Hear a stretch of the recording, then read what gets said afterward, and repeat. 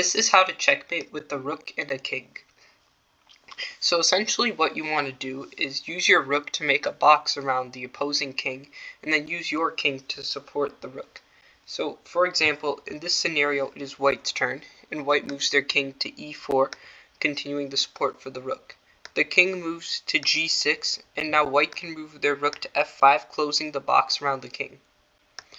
The king moves to h6, but the white rook can't move to g5 because it will get taken.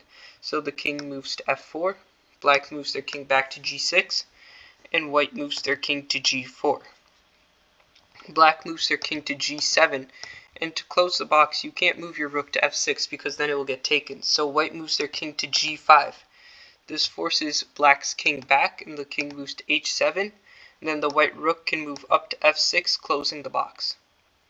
The black king moves to g7, and white actually moves back with their king to f5, forcing the black king to move again. This time the king moves up to g8. White moves their king to g6, forcing the black king into the corner, and then rook f7 traps the black king to its final two squares.